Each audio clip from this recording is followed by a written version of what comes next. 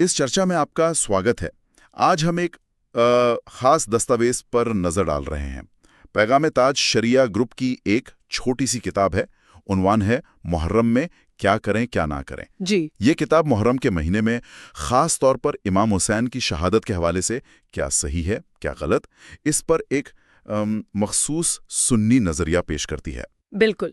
ये किताब असल में इमाम हुसैन और अहले बैत यानी पैगंबर साहब के घराने के लिए इज्जत और मोहब्बत पर जोर देती है, और करबला के दर्दनाक वाक़े का जिक्र करते हुए ये अहले सुन्नत के जो उलमा हैं, मतलब इस्लामी विद्वान, उनके फतवों के जरिए ये समझाने की कोशिश करती है कि इस मौके को कैसे मनाया जाए और किन चीज़ों से मतलब बचा जाए। हाँ, और हमारा काम यहाँ बस ये है कि इस किताब में जो बातें कही गई हैं उन्हें साफ तौर पर सामने रख दें, बिना किसी लाग लपेट के। जी हाँ। तो ये स्रोत शुरू होता है कुछ बुनियादी उसूलों से।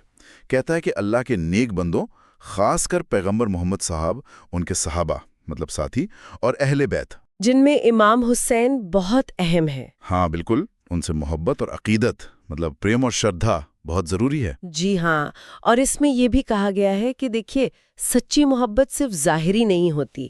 असल मोहब्बत है उनके बताए रास्ते पर चलना, उनकी जिंदगी जैसा अपनी जिंदगी बनाने की कोशिश करना। अच्छा। और किसी भी सहाबी या अहले बैत की शान में कोई कमी करना या गुस्ताखी करना इस किताब के मुताबिक इस्लाम में बिल्कुल भी मतलब स्वीकार्य नहीं है। और इमाम हुसैन का मर्तबा तो बहुत ऊंचा बताया गया है इसमें। बहुत ऊंचा। वो नबी के सहाबी भी थे और नवासे भी, मतलब दोनों शरफ हासिल थे, और बहुत नेक, इबादत करने वाले अल्लाह के वली थे जिन्होंने इस्लाम के लिए अपनी जान दी, शहीद हुए। तो इमाम हुसैन की इसी अजमत को देखते हुए फिर सवाल ये उठता है कि उनकी याद कैसे मनाई जाए। यहीं पर ये स्रोत जायज़ यानी जिन कामों की इजाज़त है, हाँ, और नाजायज़ यानी जिनसे मना किया गया है, उनका फ़र्क बताता है।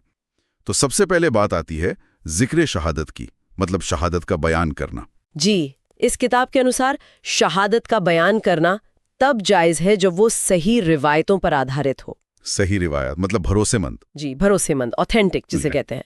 और उसका मकसद होना चाहिए सबक हासिल करना, नसीहत लेना, या फिर नेक लोगों की बातों से बरकत हासिल करना भी एक मकसद हो सकता है। लेकिन कोई लेकिन भी है इसमें? हाँ, लेकिन ये है कि मनगढ़ंत किस्से कहानियां सुनाना या सिर्फ लोगों को रुलाने के मकसद से बयान करना, इसे नाजायज कहा गया है। आला हजरत का हवाला भी दिया है किताब में कि ऐसे झूठे बयानों को पढ़ना या सुनना वो हराम है, मतलब सख्ती से मना है। अच्छा, और फिर मातम या गम मनाने की बात आती है। अक्सर देखते हैं लोग मातम करते हैं। देखिए, इस पर किताब का नजरिया बहुत साफ है। 3 दिन से ज्यादा सोग मनाना जायज नहीं माना गया। 3 दिन? हाँ, सिवाय उस औरत के जिसका शौहर इंतकाल कर गया हो, उसके लिए अलग नियम है, लेकिन आम तौर पर 3 दिन। और हर साल उसी तरह सोग को ताज़ा करना, उसे भी नाजायज बताया गया है। तो फिर जो लोग रोते हैं, आंसू बहाते हैं। हाँ, अगर किसी को करबला का वाकया याद करके खुद ब खुद अफसोस हो, दुख हो, आंखों में आंसू आ जाए, तो वो तो मोहब्बत की निशानी है, उसमें कोई हर्ज नहीं है। हाँ। लेकिन जो रस्मी मातम होता है, जैसे आपने देखा होगा, सीना पीटना, कपड़े फाड़ना, शोर मचाना, उसे ये किताब हराम कहती है। हराम? इतना सख्त लफ्ज? जी, हराम। और इसे राफिजी या शिया तरीका कहा गया है। ये शब्द स्रोत में इस्तेमाल हुए हैं। हदीस का हवाला भी दिया है कि जो गम में गाल पीटे या गिरेबान फाड़े वो हम में से नहीं। ये तो हुई मातम की बात। अब आते हैं ताजियादारी पर।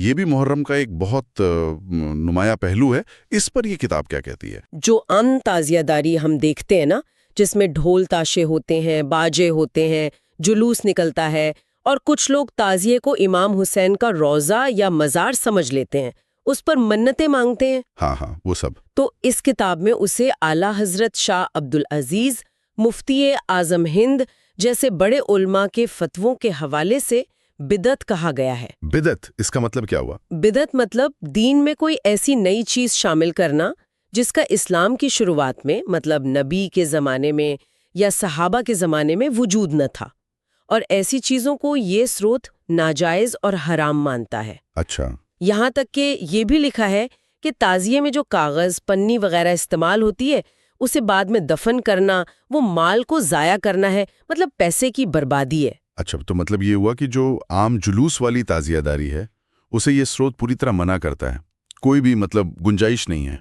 और सीमित, مطلب بہت لمیٹڈ اجازت کا ذکر ملتا ہے، وہ یہ کہ اگر کربلا کا یا امام حسین کے روضے کا صحیح نقشہ بالکل ایک تصویر جیسا، ماڈل جیسا بنا کے ادب اور احترام کے ساتھ گھر میں رکھا جائے، جیسے لوگ کعبہ یا مدینہ کی تصویریں رکھتے ہیں، بالکل ویسے، اور اس کے ساتھ کوئی جلوس نہ ہو، کوئی باجا نہ ہو، کوئی منت نہ مانگی جائے، کوئی بھی غیر شرعی مطلب اسلامک نیموں کے خلاف کام نہ جڑا ہو، تو اس میں حرج نہیں۔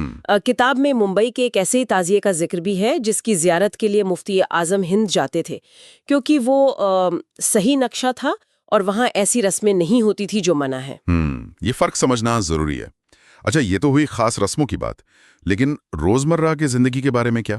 جیسے محرم میں شادی بیاہ کی باتیں کرنا یا کوئی نیا کام شروع کرنا، اس پر بھی کچھ ہے؟ ہاں، یہ دلچسپ بات ہے۔ جہاں کچھ رسموں کو لے کر سروت بہت سخت ہے، وہیں روزمرہ کی زندگی کی کئی چیزوں کو محرم میں بالکل جائز بتایا گیا ہے۔ تاج الشریعہ کے حوالے سے یہ کتاب کہتی ہے کہ محرم میں شادی کی بات کرنا، رشتہ طے کرنا، نیا کام یا کاروبار شروع کرنا، گھر بنانا، شادی کی تاریخ رکھنا، یہاں تک کہ نئے کپڑے پہننا، ان سب میں کوئی منع ہی نہیں۔ کوئی منع ہی نہیں۔ یہ تھوڑا چونکانے والا ہے کچھ لوگوں کے لیے شاید۔ ہو سکتا ہے۔ اسی طرح بیوی کا اپنے شوہر کے لیے سجنا سنورنا، ہاں پردے کے ساتھ سرما لگانا، میک اپ کرنا، چوڑیاں پہننا یا بچوں کا عقیقہ کرنا، یہ سب بھی جائز بتایا گیا ہے۔ اور کپڑوں کے رنگ کے بارے میں بھی شاید کچھ خاص ہدایت ہے، میں نے سنا ہے۔ ہاں ہے۔ کالے یا ہرے کپڑے پہننے کو اس مہینے میں اہل سنت کے لیے ناجائز بتایا گیا ہے۔ ناجائز کیوں؟ بالکل صاف طور پہ حرام کہتی ہے، سخت منع۔ امام حسین کے نام پر بچوں کو فقیر بنا کر گلیوں میں گھمانا اور بھیک منگوانا حرام ہے۔ اس کے بجائے کتاب یہ صلاح دیتی ہے کہ بچوں کو امام حسین کی زندگی کے بارے میں سکھاؤ، ان کے کردار، ان کی قربانی کے بارے میں بتاؤ، وہ زیادہ بہتر ہے۔ صحیح بات ہے۔ تو ان ساری ہدایتوں اور یہ جو فرق بتائے گئے ہیں جائز ناجائز کے، اس کے پیچھے اس کتاب کا اصل مقصد یا ترک کیا نظر آتا ہے؟ مطلب کیوں یہ فرق کیا جا رہا ہے؟ دیکھیے، کتاب کا زور اس بات پر لگتا ہے کہ اسلام کی جو سنجیدگی ہے، اس کی جو اصل شکل ہے اسے بنائے رکھا جائے۔ یہ ان رسموں سے بچنے پر زور دیتی ہے جنہیں وہ غیر اسلامی یا بدعت مانتی ہے، اور جن کا اثر کتاب کے مطابق یا تو غیر مسلموں سے آیا ہے یا پھر شیعہ رفضی رواجوں سے۔ یہ سروت کا نظریہ ہے۔ جیسے میلے لگانا، جوا کھیلنا، ناچ گانا، عورتوں مردوں کا بے پردہ ملنا جلنا۔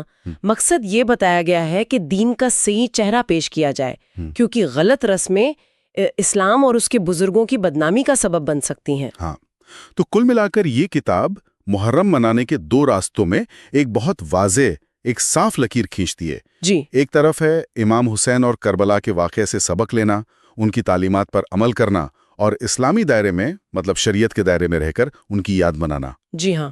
اور دوسری طرف وہ رسمیں ہیں جنہیں یہ کتاب بدعت، ناجائز اور حرام مانتی ہے۔ جی، جیسے کہ وہ عام تعزیہ داری جس کی ہم نے بات کی، رسمی ماتم اور دوسرے غیر شرعی کھیل تماشے اور رواج والوں کو کیا پیغام دینا چاہتی ہے؟ کیا سندیش ہے اس کا؟ کتاب ایک طرح سے دعوت دیتی ہے، ایک اپیل کرتی ہے کہ لوگ ضد اور رسموں کی اندھی پیروی چھوڑ دیں، موت اور آخرت کو یاد رکھتے ہوئے اپنے طور طریقوں پر دوبارہ سوچیں، صحیح جانکاری حاصل کریں اور پھر اس پر عمل کریں۔ یہ ایک پکار ہے کہ کربلا کی یاد کو محض کھیل تماشا نہ بنایا جائے، بلکہ اسے نصیحت حاصل کرنے اور اپنی اصلاح یعنی خود کو سدھارنے کا ذریعہ بنایا جائے۔ بہت خوب۔ تو یہ تھی ہماری آج کی چرچا اس خاص سروت محرم میں کیا کریں کیا نہ کریں پر آدھارت۔ امید ہے شروتاؤں کو اس سے جانکاری ملی ہوگی۔